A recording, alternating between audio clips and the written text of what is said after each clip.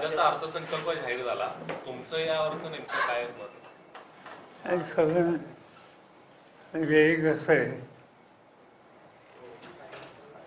की अर्थसंकल्प जेव्हा मांडला जातो त्याच्या आधीच्या संबंधीची माहिती ही बाहेर येता कामा नये ही पद्धत आहे. त्याला म्हणतात अर्थसंकल्प फुटला. काल अर्थसंकल्प मांडला, पण त्याच्या आदल्या दिवशीच्या वृत्तांतपत्रात काय काय होणार आहे या संबंधीची माहिती आली. मला इथल्या वृत्तांतपत्राचं माहिती नाही, पण मुंबईच्या पेपरमध्ये मुलींच्यासाठी शिक्षण मोफत हे आधी छापून आलं होतं. याशिवाय महिलांना प्रति दिवशी तिची रक्कम दिली जाईल हे छापून आलं होतं. वाढीच्या प्रत्येक दिंडीला 20,000 रुपये दिले जातील हे छापून आलं होतं. अशा अनेक गोष्टी विधान भवनात तो मांडण्याच्या पूर्वीच बाहेर आल्या होत्या. याचा अर्थ स्वच्छ असा आहे की एक तर अर्थसंकल्पाचं त्याची गुप्तता जी ठेवायची असते ती त्या ठिकाणी ठेवली गेलेली नाही. आणि दुसरी गोष्ट सगळं अर्थसंकल्प बघितल्याच्या नंतर ज्या गोष्टी प्रत्यक्ष कृतीत येणार नाहीत, याच्यासाठी पुरेशी तरतूद नाही, अशा गोष्टींची मांडणी त्या ठिकाणी केलेली आहे. अशा गोष्टींची मांडणी त्या ठिकाणी केली. सवन अर्थसंकल्प 3 महिन्यांनी होणारी विधानसभेची निवडणूक रस्त्यामध्ये ठेवून मांडलेला आहे. ज्या तरतुदी केल्या त्या तरतुदी लोकांच्या पर्यंत पोचायला कित्येक महिने लागतील. कारण तरतूद करायची कमी रकमेची आणि प्रत्यक्ष सुचवायचं की अधिक रक्कम दिली जाईल. म्हणजे तुम्ही एकंदर जमा, एकंदर महसुली तूट आणि एकंदर लागणारी आवश्यकता या 3 गोष्टींचे आकडे बघितले त्या आवश्यकतेच्या पेक्षा कितीतरी कमी रकमेची उपलब्धता आहे. आणि म्हणून एका दृष्टीनं हा अर्थसंकल्प लोकांना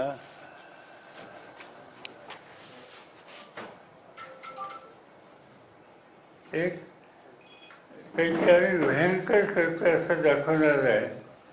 पण माझी खात्री आहे की लोकांचा विश्वास त्याच्यावर बसणार नाही.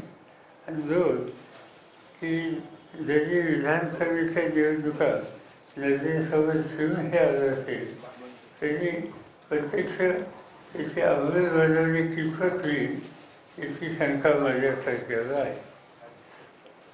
ह्या अर्थसंकल्पात ज्या योजना सांगितलेल्या आहेत त्या प्रत्यक्षात येतील की नाही याबद्दल तुम्ही शंका व्यक्त केली. मात्र अजितदादा काल म्हणाले की पूर्ण या सगळ्याचा याला किती खर्च येणार आहे ह्या बजेट ठरवून आता मी पहिल्यांदाच अर्थसंकल्प सादर करणार, 10व्या वेळा हे अर्थसंकल्प सादर करतोय, त्यामुळे सगळ्या बाबी लक्षात घेऊनच हा अर्थसंकल्प आम्ही सादर करतो. साधी गोष्ट अशी आहे की मी एखाद्या गोष्टीला मी 100 रुपये खर्च करणार म्हणजे आणि माझ्या खिशात 70 येतात, तर मी 100 खर्च कसा करणार? प्रश्न असा आहे की तुमच्याकडे महसुली जमा किती आहे, एक महसुली खर्च किती होणार आहे, 2 आणि जवळपेक्षा खर्चाची रक्कम अधिक असल्यानंतर ती गॅप आहे, ती गॅप कशी भरणार याची तरतूद न करता आम्ही खर्च करणारे म्हणजे आम्ही विचारपूर्वक हे ठरवलं सांगितलं. त्याला काही फारसा अर्थ नाही. अजित पवार गटाचे 5 आमदार परत आपल्या पश्चिम महाराष्ट्राचे काही आमदार आपल्याकडे ते आता आमचे अध्यक्ष जयंत पाटील आणि या लोकांना माहिती माझी काही कोणाची प्रत्यक्ष भेट नाही. तसे काही आमदार चर्चेत आले बघूया आता कोण येते. तुमच्याकडे काही नाव आहेत का? चर्चा झाली ती विधानसभेची का? यापूर्वी आपण दरवाजे उद्धव ठाकरेंनी सांगितलं होतं की आमच्या पक्षाचे दरवाजे सोडून गेलेल्यांना बसणार आहे सुद्धा वगैरे आपल्या पक्षाचे बघूया असं आहे. प्रस्ताव तर येईल ना. अजून प्रस्तावच नाही. निदान माझ्यासोबत अध्यक्षांच्या समोर असेल तर तो म्हणजे कसं भाषे करेल. झालेल्या निवडणुकांवरून वाटते तसे काही हालचाली बघूया आता काय होतं. सर हे बजेट जे आहे ते विधानसभा डोळ्यासमोर ठेवून केलं गेलं असेल असं तुम्ही म्हणताय. तुम्हाला वाटतं का की लाडकी बहीणसारखी योजना असेल किंवा कृषीचं वीज बिल माफ असेल याचा काय फायदा होईल महायुतीला असं वाटतं एकूणच ज्या पद्धतीने ह्या योजना दिलेल्या आहेत? ते प्रत्यक्ष अंमलबजावणी कधी होईल त्याच्यावर आहे एक. आणि समजा की ही वीज माफी हा निर्णय खरंच राबवला तर आज वीज मंडळाची स्थिती काय. त्यांना जो तोटा होतोय तो तोटा भरून करण्याची तरतूद जर झाली नाही, ती झाली नाही तर ते राबवलं जाणार आहे का काय हे ती शंका आहे ना. पण या अर्थसंकल्पात प्रत्येक नागरिकाच्या डोक्यावरती कर्ज पडेल अशा पद्धतीची एक शंका उपस्थित केली जाते. सरळच आहे ना. कारण जमा मागाशी मी सांगितलं जमा किती, खर्च किती, म्हणजे गॅप आहे ते म्हणतात आम्ही कर्ज काढणार. ऑलरेडी कर्ज किती आहे हे माहिती आहे. त्याच्याची भर. पण लोकसभेला ज्या पद्धतीचे निकाल आले ते पाहता विधानसभा निवडणुकीत कुठेतरी फटका बसू नये म्हणून अशा या लोकप्रिय घोषणा केल्या असं वाटतं का? असं आहे की लोकसभेला महाराष्ट्राचा निकाल 48 जागापैकी 31 जागा आम्हा लोकांना मिळाल्या. म्हणजे 30 क्लिअर आणि एक सांगलीच एका वादातनं. पण नंतर त्यांनी जाहीर केलं की आमच्यावर ते बसणार आणि त्या पार्लमेंटमध्ये ते आम्हा लोकांच्यावर बसले. त्यामुळे 31 जागा असा 48 पैकी 31 जागा ज्या विचाराच्या निवडून येतात त्याचा अर्थ ट्रेंड काय लोकांचा स्पष्ट होतं. आणि त्याच्यावर जो धसका घेतला आहे त्यातून हे सगळं भाषेचा फुलवरा असलेलं बजेट या ठिकाणी मांडले. आता हा विधानसभा ट्रेंड कायम राहील असं वाटतं विधानसभेचं? कायम राहील म्हणजे लोकसभा निवडणुकीमध्ये महायुतीला ज्या पद्धतीचं मॅन्डेट मिळालं किंवा ज्या पद्धतीची मानसिकता लोकांची पाहायला मिळाली आता विधानसभा निवडणुकीत देखील ही परिस्थिती कायम राहील असं वाटतं? काय हरकत नाही झालं. कारण की लोकांची मानसिकता स्वस्थ झालेली आहे आणि लोक या मोदींच्या कारभारावर खुश नाही. म्हणजे मोदी पुन्हा पुन्हा सांगत होते की माझी गॅरंटी ती गॅरंटी काही चाललेली दिसत नाही. आणि आणखी एक गोष्ट त्याच्यात मोदींची आहे की सवन प्रचाराचा भाग स्वस्त हा मोदींचा होता.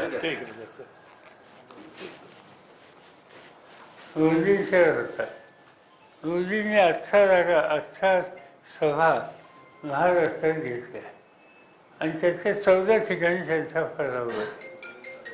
म्हणून माझी तर आग्रहाची विनंती आहे की महाराष्ट्राच्या विधानसभेच्या निवडणुकीत मोदी साहेबांनी जास्तीत जास्त सभा घ्याव्यात. साहेब या सगळ्या यशाच्या पार्श्वभूमीवर आगामी विधानसभा निवडणुकीची आपली महाविकास आघाडीची तयारी कशी असणार आहे किंवा कसं तुम्ही करणार? असं आहे की आमची काही अजून चर्चा नाही. आम्ही असं ठरवलं की राष्ट्रवादी काँग्रेस पक्षानुसार काँग्रेस पक्ष आणि उद्धव ठाकरेंच्या नेतृत्वाचा पक्ष तिघजण एकत्र आम्ही बसून त्याचा निर्णय घेणार आहोत. याच्यामध्ये माझी सूचना त्या बैठकीत अशी राहणार आहे की कालची जी निवडणूक झाली याच्यामध्ये शेतकरी कामगार पक्ष, डावे काँग्रेस, उजवे काँग्रेस या लोकांनी आम्हाला मदत केली. या लोकांनी आम्हाला मदत केली. आणि म्हणून जरी आम्ही तिघं बसणार असलो तर हे डाव्या विचारसरणीचे जे घटक आहेत आणि जे मोदी सरकारचे विरोधी आहेत त्यांनाही बरोबर घ्यायचा आमचा प्रयत्न आहे. सर आणि आमची चर्चा झाल्याच्या नंतर जागांचं वाटप झालं तो पक्ष त्यांच्या सहकार्यानं त्यांच्या संघटनेला विश्वासात घेऊन त्यांचे निर्णय घेतले. विधानसभा निवडणुकीत मुख्यमंत्री पदाचा चेहरा असल्याशिवाय समोर जाणं हे धोक्याचं आहे असं परवा संजय राऊत म्हणाले. तुम्हाला तसं वाटतं का विधानसभेला एखादा मुख्यमंत्री पदाचा चेहरा असणं गरजेचं आहे? आणि असं तसं की असेल तर महाविकास आमची आघाडी- आमची आघाडी हाच आमचा सामुदायिक चेहरा. त्याच्यात कोणतीही एखादी व्यक्ती आमच्या निर्णयासमोर सामूहिक नेतृत्व हे आमचं सूत्र आहे. उद्धव ठाकरे असू शकतात का मुख्यमंत्री पदाचा चेहरा? आता किंवा सांगितलं ना सामूहिक नेतृत्व. ज्या पद्धतीनं लोकसभा निवडणुकीनंतर विश्लेषण समोर येत आहे, देवेंद्र फडणवीसांनी पहिल्यांदाच जबाबदारी घेतली आणि राजीनाम्याची तयारी सुद्धा दाखवली. म्हणजे मंत्रिमंडळातनं मला मुक्त करा अशा पद्धतीची मागणी केली. दुसऱ्या बाजूला अजित पवार गटावरती सुद्धा आहे ते वारंवार भाजपच्या मुखपत्रातून किंवा अनेक गोष्टीतून आहे ते टीका भाजपची नेते करताना पाहायला त्यांना घेतलं आणि आमचा फटका बसला. उघडपणे हे सगळं बोललं जाते. काय वाटतं हे सगळं? त्यांचे अर्थाचा प्रश्न आहे, त्याचा मी कसा भाष्य करू? हा त्यांचा प्रश्न आहे, दुकानात त्यांचं आहे. लोकसभा अध्यक्षांनी आपल्या भाषणामध्ये ज्या पद्धतीनं आणीबाणीचा उल्लेख केला, इंदिरा गांधींचा त्यामध्ये उल्लेख केला, कसं बघता याकडं? ज्या असं आहे पद्धतीने की लोकसभेच्या अध्यक्षांचा त्या ठिकाणचं भाषणाचा तो जो भाग होता तो त्या पदाच्या प्रतिष्ठेला सोडणार नव्हता. आणीबाणीचा प्रश्न त्याला आता 50 वर्षे झाली. इंदिरा गांधी हयात नाही.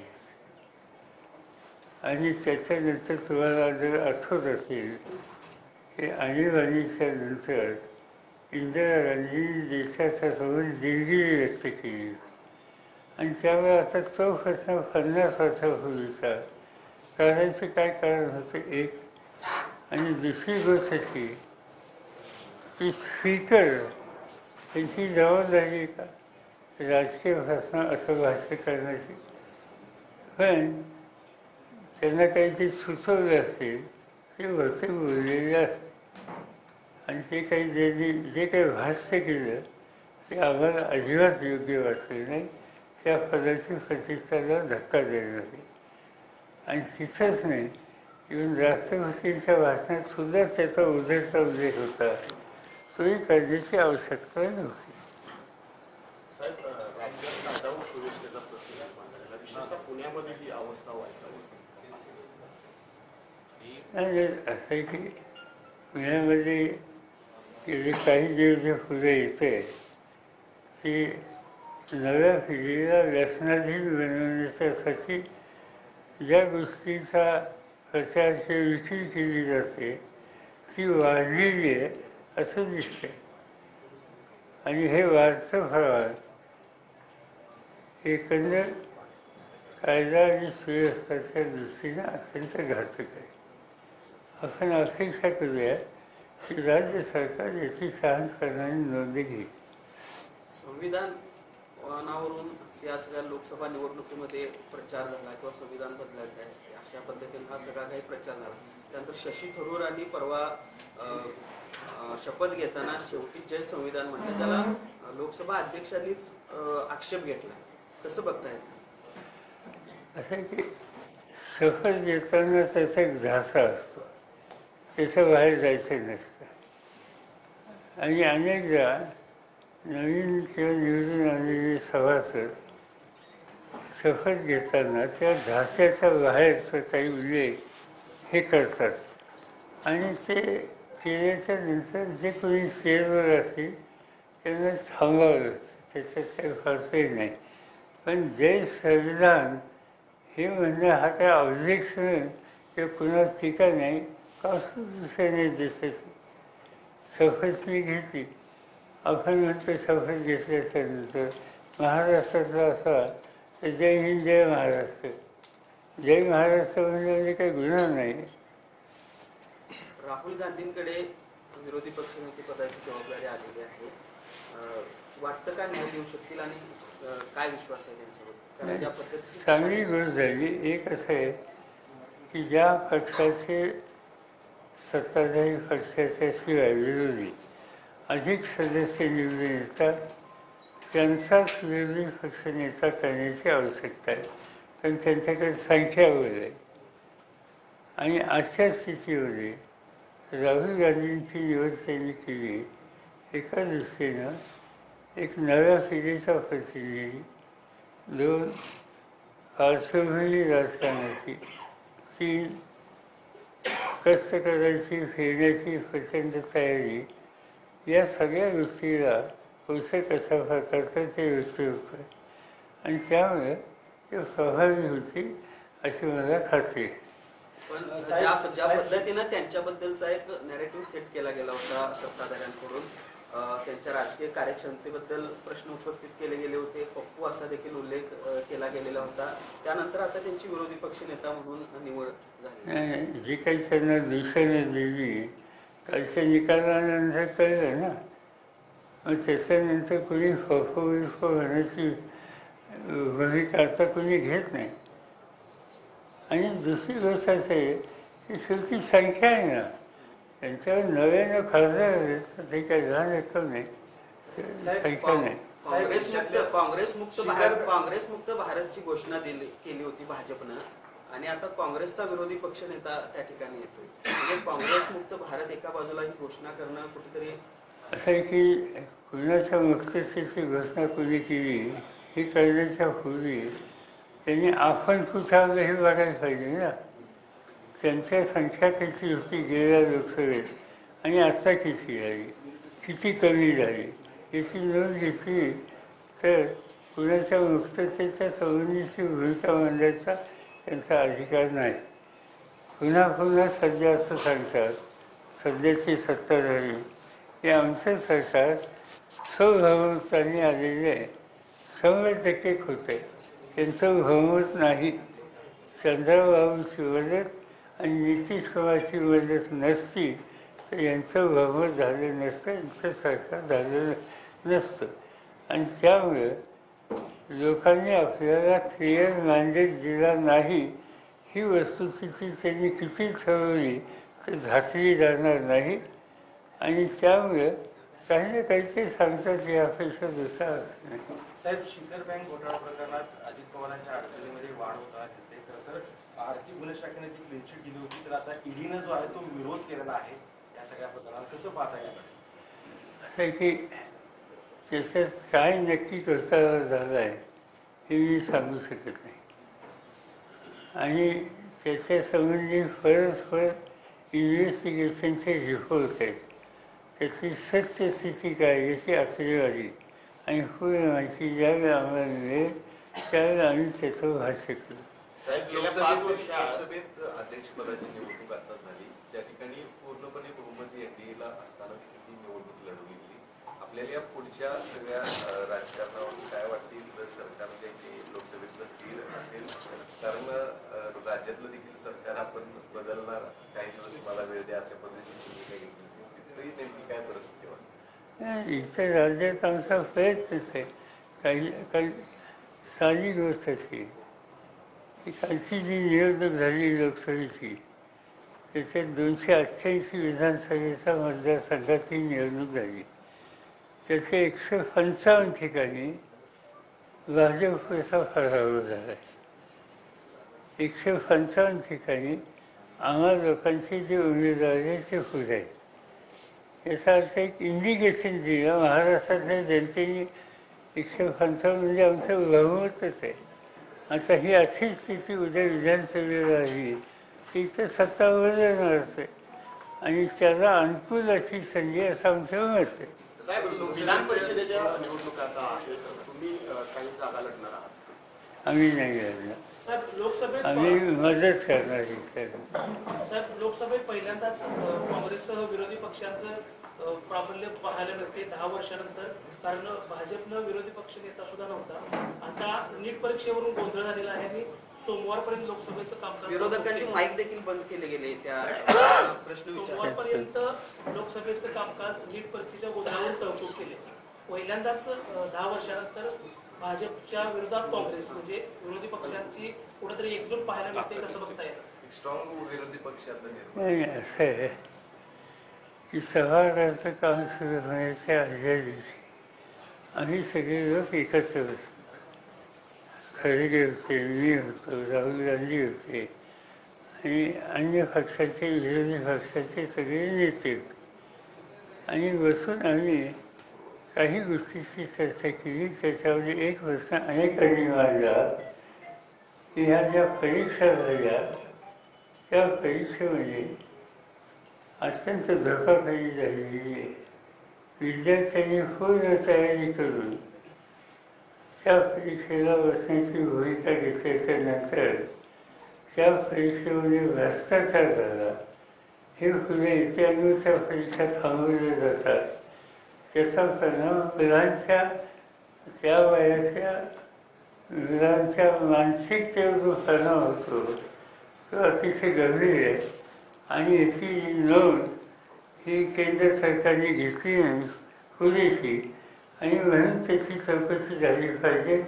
त्याला जबाबदार असलेले जे कोणी त्या खात्याचे मंत्री असतील त्यांना जबाबदारी टाळता येणार नाही आणि पहिल्यांदा हा इश्यू आपण मांडू हा आमचा सामूहिक निर्णय होता आणि तो पार्लमेंटमध्ये मांडल्याला त्याची जी नोटीस द्यायची असते ती नोटीस दिली. आम्हाला या प्रश्नावर बोलायचे म्हणून सांगितलं पण त्यांनी आता राज्यसभेमध्ये विरोधी पक्ष नेत्यालाच बोलायला परवानगी दिली आणि त्यामुळे साहजिकच त्याची प्रतिक्रिया होणार आणि ती लोकसभेत झाली. लोकसभेच्या निवडणुकीनंतर साहेब चंद्रबाबू नायडू आणि नितीश कुमारांना आपला फोन यायला अशा पद्धतीच्या चर्चा झाल्या होत्या त्यानंतर माझी काही चर्चा नाही. साहेब गेल्या 5 वर्षात ज्या पद्धतीनं केंद्रीय तपास यंत्रणांचा वापर केला मात्र लोकसभा निवडणूक निकालानंतर जे परिणाम आले त्यानंतर हे कुठेतरी थांबेल असं वाटतं? असं आहे की ह्या एजन्सीचा गैरवापर नाही गैरवापर हा केला गेला जाणीव विरोधकांच्या बाबतीत. काही गोष्टी आता 2 राज्याचे मुख्यमंत्रीच तुरुंगात टाकले सुदैवाने एक कालची एकांची सुटका झाली. त्याच्यानंतर पार्लमेंटचे सभासद म्हणजे दिल्लीचे असतील अपक्षातील किंवा पश्चिम बंगालमधले आमदार मंत्री सभासद हे जे ममता बॅनर्जीच्या पक्षाचे असतील त्यांना त्या ठिकाणी तुरुंगात टाकले. खालच्या कोर्टाचा निकाल जामिनीला अनुकूल आला की लगेच वर अपील करून त्यांना पुन्हा त्या ठिकाणी डांबून ठेवायचं.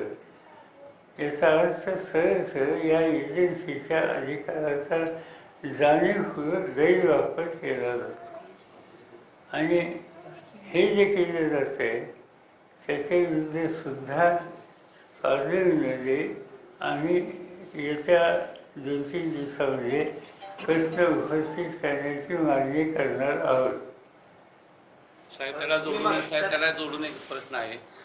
हे जे तपास यंत्रणांचा गैरवापर बिजली कारखान्याच्या बाबतीत असाच अनुभव आलेला आहे. 4 दिवसापूर्वी त्यांचा डिस्टिलरी प्रकल्प सील केलेला आहे. KP साहेब तिकडे येणार म्हटल्याबरोबर असं माझ्या वाचण्यात आलं. माझं काही केफीचं बोलणं झालं नाही पण केंद्र सरकार स्वतः मोदी यांनी अनेकदा यापूर्वी साखर धंद्याच्या बाबतीत म्हणलेले आहे की तुम्ही लोकांनी साखर एका साखरपुरतं सीमित राहू नका.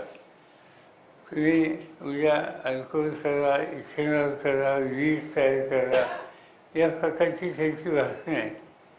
माझ्या वाचण्यात असं मी काही खिडकीची बोललो नाही पण तिथे डिस्टिलरी होती आणि डिस्टिलरीतून ते शेवटी काय त्याचा फरक हा बाय फरकच होतो. ज्याची गरज आहे देशाला तेच तिथे निर्माण होणार होतं आणि हे असे काम तुम्ही करावं असं मोदी स्वतः सांगत होते.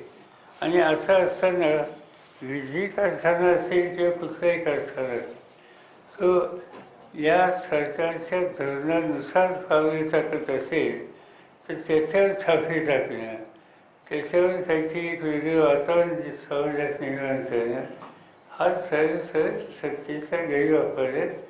कारणं दुसरी काहीतरी असतील ती काय मला माहिती नाही, पण त्या दुसऱ्या कारणाच्या संबंधी एक प्रकारे दहशत निर्माण करण्याचा प्रयत्न हा या ठिकाणी केलेला जातो.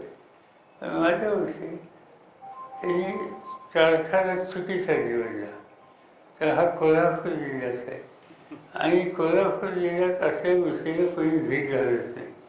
आणि त्यामुळं मला असं वाटतं की हा निकाल त्यांनी का घेतला हे माहिती नाही, पण चुकीचा घेतला, चुकीच्या संस्थेच्या बाबतीत घेतला.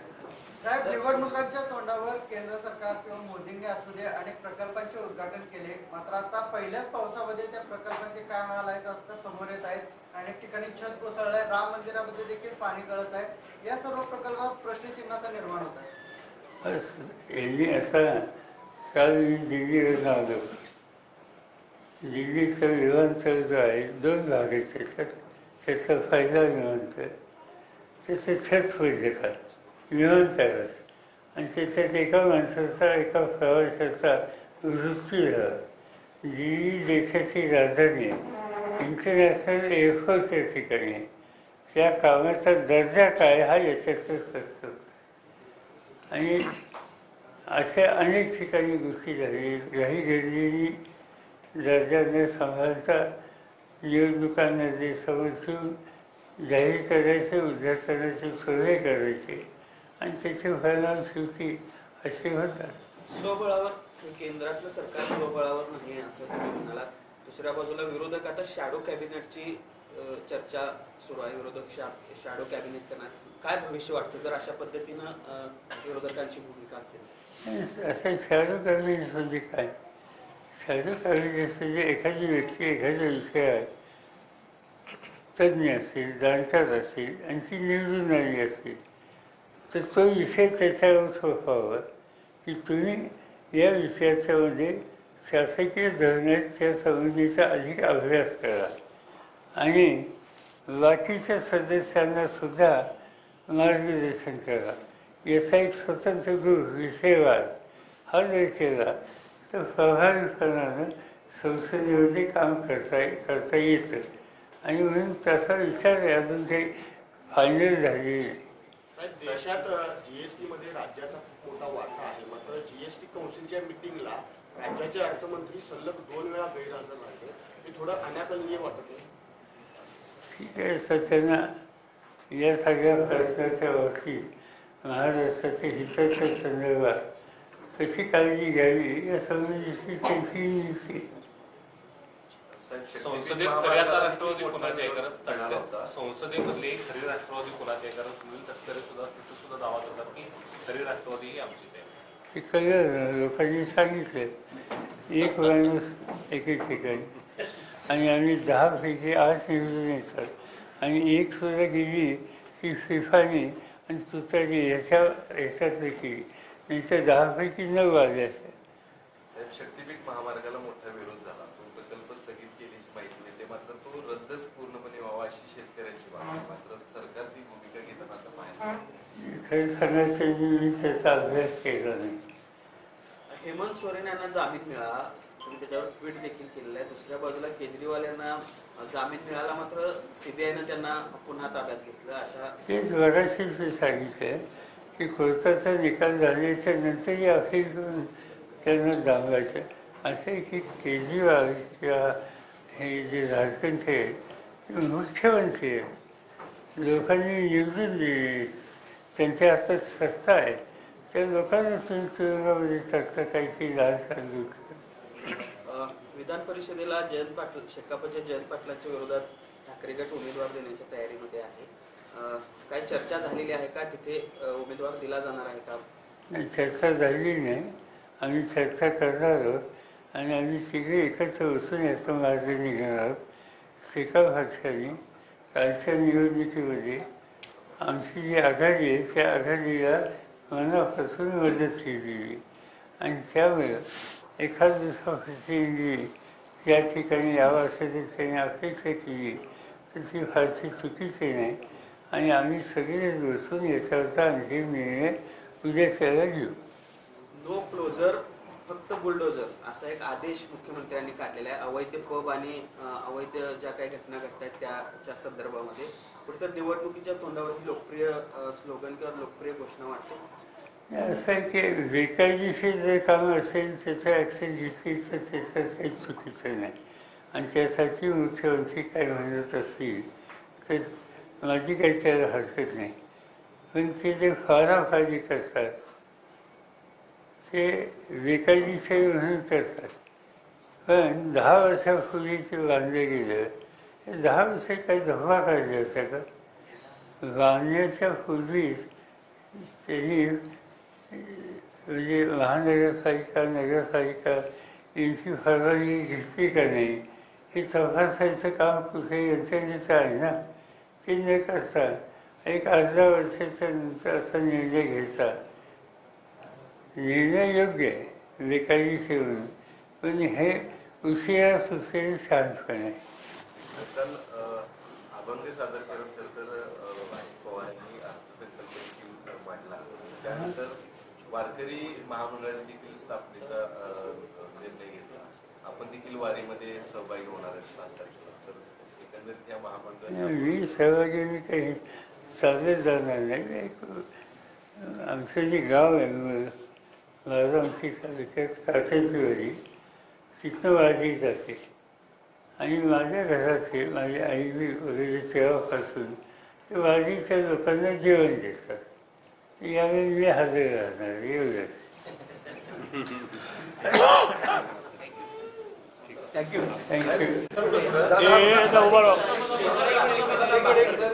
KP पाटील साहेब आणि AY पाटील साहेब आपल्या सोबत आहेत.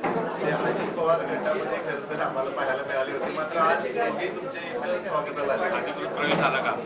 मला नाही माहिती तुम्ही काय KP आणि AY साहेब सोबत आहेत आता.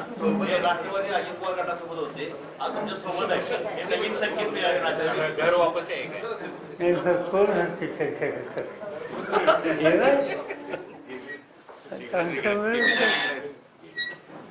जरा तिथंच थांबा सगळं.